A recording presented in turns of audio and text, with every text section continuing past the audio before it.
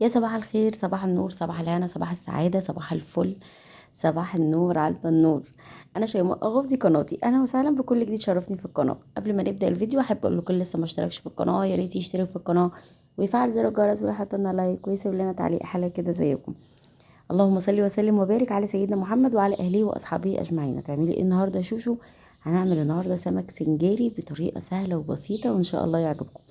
ده فطارنا النهارده، حلوة قوي قوي قوي قوي. جربوه بالطريقة دي وبالتكات والحركات بتاعتي ديت، ان شاء الله بإذن الله يعجبكم. اول حاجة هنا انا جبت حوالي 5 سمكات سنجار بتاع ماكريل. فتحتهم من عند الظهر كده ونضفتهم كويس وغسلتهم بقى ونقعتهم في دقيق بليمون بسكر بملح بحاجات كتيرة كده لغاية ما خلاص اتأكدت ان مفيش ولا ريحة زفارة فيهم وكان ريحتهم زي الفل. وخلاص شطفتهم بقى وجيت هنا حطيت بقى بصلايه طماطمايه فلفلايه حراقه. حطيت شويه كمون ليمون بهارات، كمون على كزبره على فلفل اسود على بابريكا على شويه كركم على شويه جنزبيل، يعني ايه، شويه بهارات مشكله كده وبهارات سمك. وطبعا حطيت ملح ونطره بسيطه سكر وشويه قرفه، وهضرب كل ده مع بعض. هجرشه كده مش ناعم قوي ولا خشن قوي. ماشي. وحطيت طبعا شويه خل. وبعد كده بقى بعد ما نجرش ده هنشوف هنعمل ايه. انا كمان هعمل مع السمك السنجاري هقلب رنجان وفلفله وهنقلي بطاطس وهيبقى فطار كده زي العسل. وهنعمل كمان معاه رز معمر، بصوا هيبقى خطير جامد جامد جامد. حطيت هنا كمان عود كزبره كده على شبت وضربتهم كويس في الكبه زي ما قلت لكم. وحطيت كمان شويه زيت وهضرب بقى كل الخليط ده مع بعضه كده جرشه كده حلوه يعني. السمك السنجاري طعمه بيبقى حلو قوي قوي قوي بالطريقه دي. بصراحه بيبقى طري كده وحلو وفي نفس الوقت متحمر. لا بيبقى طعمه مختلف خالص وانضف واحسن بكتير قوي من اللي احنا بنشتريه من بره. حطي اللايك بقى يا شطوره واشتركي كده في القناه وصلي على النبي عليه افضل الصلاه والسلام. عليك يا حبيبي يا رسول الله. انا هنا جبت الطواجن اللي انا هعمل فيها، مش الطواجن، القوارب اللي انا هعمل فيها السمك. حطيت هنا ورقه فويل كده كانت عندي. وهبدا بقى كل سمكيه هغلفها بالورق الفويل والزبده، ورق الزبده مع بعض. احط الاول ورقه فويل وبعد كده نعملها زي المركب كده. وبعد كده احط عليها ورقه زبده وبعد كده رش عليها رشه رده وطبعا شوية زيت. وبعد كده ننيم عليهم السمكة بقى في سلام وأمان كده ونحط عليها المكونات بتاعتنا. أنا بصراحة بحب أعمل الخطوة دي، يعني خطوة إن أنا أحط تحتيها كده شوية ردة. أنا بحب الخطوة دي جدا. بحس إن ظهر السمكية أو الجلد بتاع السمكية ما بيلزقش في الورق الزبدة ولا الفويل، وبتديها قرمشة كده وبتبقى حمصانة كده بتبقى حلوة خالص. انت لو عايزه تستغني عن الخطوه دي استغني عنها. الرده دي هي نخاله القمح، تمام. لو مش موجوده عندك خلاص ما تعمليهاش، حطي ورق الزبده والالموني او ورق الالمونيوم وخلاص يعني، ورشه الزيت تحت وخلاص. شايفين؟ زي الفل، عسل خالص يعني. حلو جدا جدا جدا. جربي السمك بالطريقه دي ان شاء الله باذن الله يعجبك. حطي لي لايك بقى واشتركي في القناه. كل سنه وانتم طيبين. انا كان اصحاب بنتي يعني جايين النهارده يفطروا معانا، فقلت اعمل لهم سمك سنجاري كده سهل كده وبسيط وطعمه بيبقى حلو خالص. هبدأ بقى كل سمكة زي ما انتم شايفين كده هحطها، ارش الاول شوية زيت على الورق وبعد كده احط شوية ردة وبعد كده افتح السمكية زي ما انتم شايفينها كده واحطها عليه واغلف عليها الورق الفويل بورق الزبدة عليها كده من بره كأنها على شكل السمكة كده على شكل المركب. شايفين انا فاتحه السمكه من عند الظهر، البطن نظيفه وزي الفل. لما تفتحيها من عند ظهرها كده بتدي عمق كده للسمكه عشان ما توقعش الحشوه من عليها. احنا مش هنحط عليها حشوه كتير، يعني هي الحشوه هتبقى ان شاء الله قليله، بس هي بالطريقه دي بتاخد حشو اكتر احسن بكتير وافضل بكتير من انك تفتحيها من عند بطنها. تمام. انا كنت رحت هنا فين مش فاكره، كنت رحت فين، اكيد كنت رايحه بعمل حاجه او بجيب حاجه يعني. هنا زي ما انتم شايفين كده بلف الورقه بعمل لها زي ايه، سجاف كده جنب حواليها يعني. اكيد كان حد هنا بيكلمني، لابخني كده على طول، مش سايبيني اشتغل براحتي. هبدأ بقى اعمل كل السمك اللي معايا بالطريقة دي. انا كنت عاملة حوالي 5 سمكات، الكيلو كان بحوالي 85 جنيه في الحدود دي.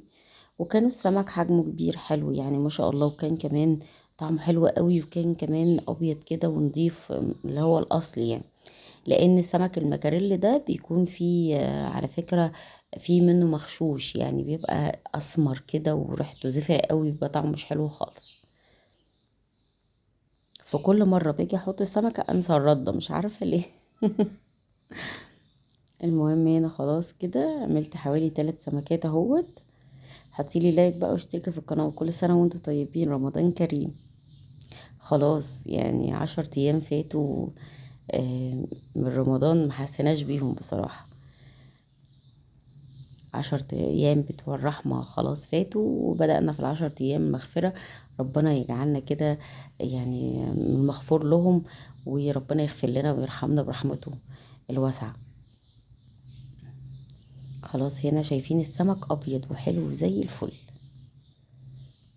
زي القشطة معايا. خلاص حطيت هنا ال3 سمكات كده في القارب ده، وهبدأ بقى اعمل القارب التاني احط فيه سمكتين برضو. آه، يبقى كده خلاص عندي السمك بقى زي الفل كله جاهز معايا. طيب هنعمل ايه بقى في السمك؟ هنتبله تتبيلتين. التتبيله الاولى اللي احنا عملناها مع بعض دي هنحطها دي في الاخر، بس هنعمل له تتبيله تانية غير دي. ايه ده، ايه اللبخه دي؟ هنعمل له تتبيله كمان.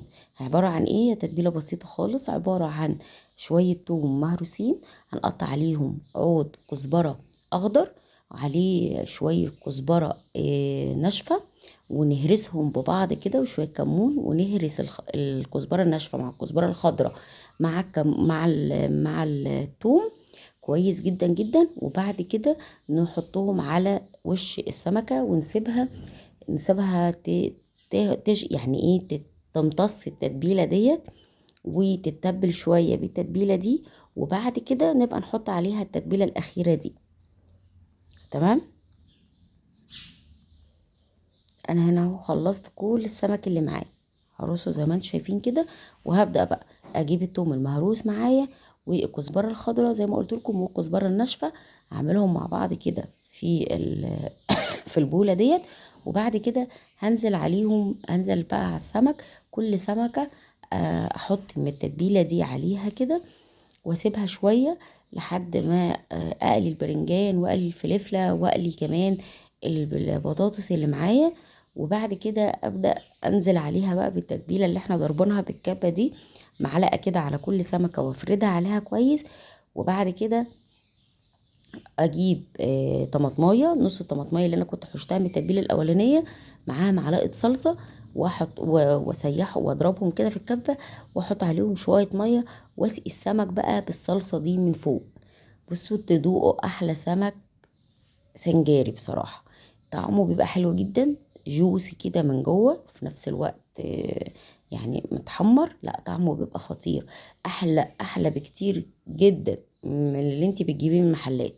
وعلى فكرة الطريقة ديت معظم المحلات بتعتمدها يعني.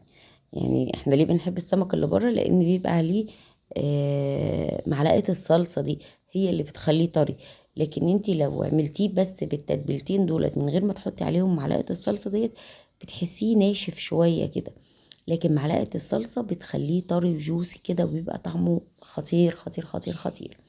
زي ما انتم شايفين هنا كده، انا مسكت بقى الكزبره الخضراء مع الثوم والكزبره الناشفه، إيه، وحطيتهم كده على السمك، على كل سمكه كده يعني دريتها كده بيهم، يعني خليت اللحم بتاع السمكه كله يمتص من التتبيله ديت.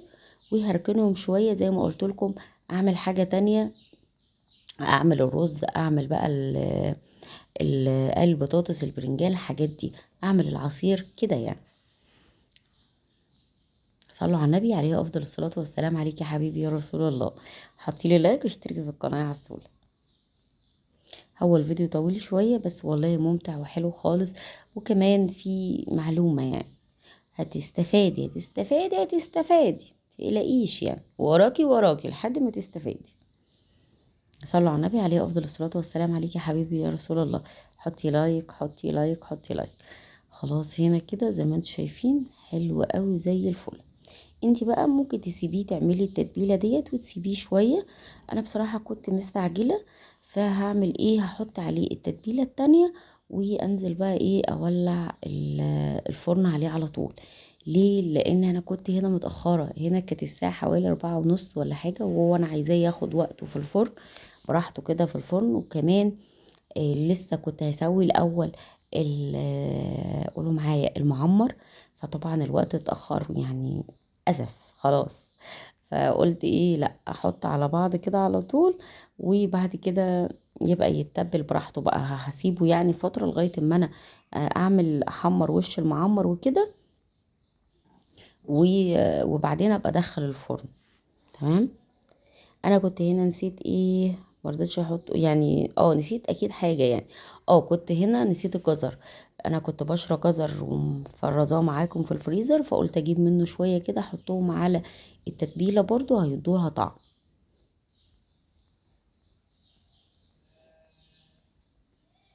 زي ما انتم شايفين كده هحط الجزر، وبعد كده هحط التتبيله على السمك، ويبقى كده، واعمل له الصلصه بتاعته، ويبقى كده خلاص السمك جهز معايا. انا ما فوتش ولا لقطه، صورت لكم كل حاجه اهوت عشان تشوفوا الطريقه.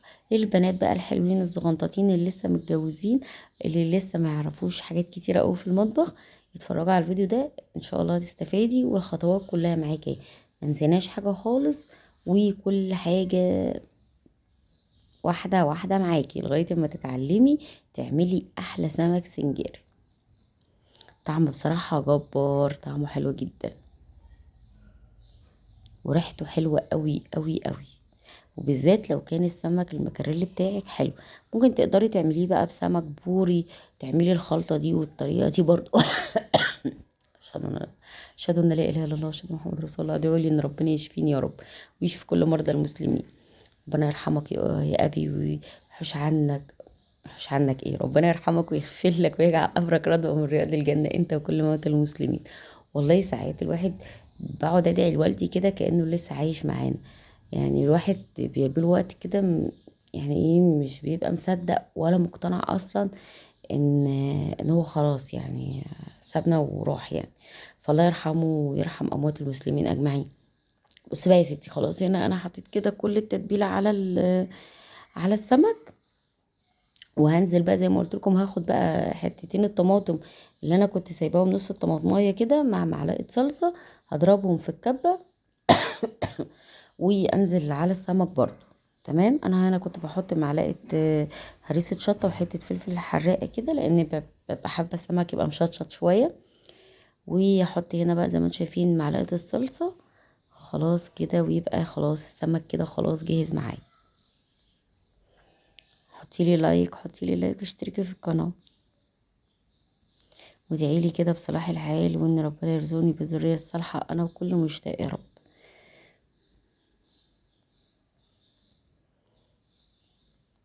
انا كنت بعمل وانا ايه مستعجله جدا، كانت الدنيا جنبي ملبوخه لبخه، وانا اصلا المطبخ بتاعي هو عباره عن الحته اللي احنا بنصور فيها دي، هي دي الرخامه بتاعتنا اللي بعمل عليها كل الشغل. كانت الدنيا حواليا ايه زنبليطه يعني. بس الحمد لله طلعنا احلى سمك وطلعنا احلى فطار في وقت قياسي جدا جدا جدا.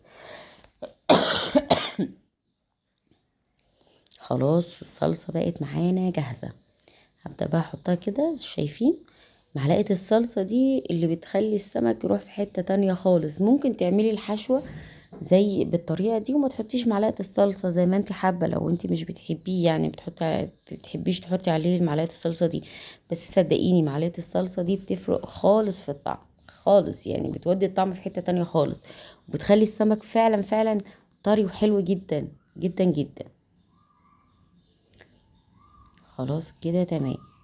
حط بقى عليه شوية زيت كده من فوق، لان السمك عبارة عن كمون وليمون وزيت وتوم يعني. اكتر حاجة السمك بيحبها هو الزيت والليمون والتوم صراحة، والكمون يعني. خلاص كده تمام، السمك بقى زي الفل معانا، شايفين؟ معلمة، جبار، كان جبار. هنا بقى جبت القارب بتاعنا، القوارب اللي انا هعمل فيها الرز. زي ما انتم شايفين كده، القربين دولت هم قربين وسط حلوين يعني. القارب التاني ده اللي هو الناشف ده، كنت انا اصلا مطلعاه من الفرن، كان سخن كده وكنت محمصاه في الفرن شويه. هحط بقى فيه شويه زيت كده، عشان الرز ما يلزقش فيه. بصي، حيري فيه كده شويه رز، او ادهنيه كده بشويه رز، بشويه زيت، واعملي فيه الرز المعمر بتاعك، وما تقلقيش خالص، عمره في حياته ما هيلزق منك. انا بعمل ايه؟ بجيب الرز زي ما انتم شايفين، احطه كده، احط عليه معلقه سمنه، او معلقه زبده اللي عندك يعني. معايا شويه زيت صغيرين، احط الملح بتاعي بحطه، الملح اللي انت بتحطيه بقى. بحط معلقه صغيره سكر، وبعد كده بغلي اللبن، وبجيب اللبن احطه عليه شويه لبن وشويه ميه، يعني انا ما بحطوش لبن صافي، احط مثلا 3/4 لبن والربع ميه، او 3/4 ميه والربع لبن، زي ما انت حابه. في كلتا الاحوال هتاخدي شويه رز معمر او مدسوس زي الفل. لو كترتي اللبن بيبقى دسم شويه، لكن لو قللتي اللبن وكترتي الميه بيبقى طعمه حلو خالص، بيبقى خفيف. مع ان احنا بناكل سمك، وسمك سنجاري، فطبعا بيبقى سمين برضو، فانصحك يعني ما تكتريش اللبن قوي معاه، عشان ما يبقاش الاكل كله تقيل. زي ما انتم شايفين هنا بقى ايه، حطيت كده ايه شوية لبن اهوت، وهكمل بالباقي مية مغلية، وخلاص. وكده المعمر معايا زي الفل، جاهز على التسوية. طيب هتسويه ازاي؟ حطه على الفرن، عندي فوق في الشواية. اول ما يتحمر الوش، بهدي بقى، بطفي الشواية واغطيه، واحطه تحت في الارضية بقى، من يعني او في نص الفرن كده، يستوى ويتردد مع نفسه بقى براحته خالص. بس اول حاجة انا باخد المعمر ده او الطاجن، احطه تحت الشواية مباشرة. لو عندك فرن غاز هتولعي من الجوانب وتحمري الوش الاول، وبعد كده توطي عليه، بيطلع معاكي مفرفر وزي الفل اهو. انتوا شايفين شكله تحفه، خطير بجد، كان شكله وقوي، والسمك كان حلو قوي. انا بصراحه ما امتلكتش ان انا اصور الاكل بقى يعني براحه كده وبراحتي، لانهم كانوا قاعدين طبعا وكنا خلاص هنفطر. فاقول لكم بقى مع السلامه، باي باي، في رعايه الله وحفظه، باي باي.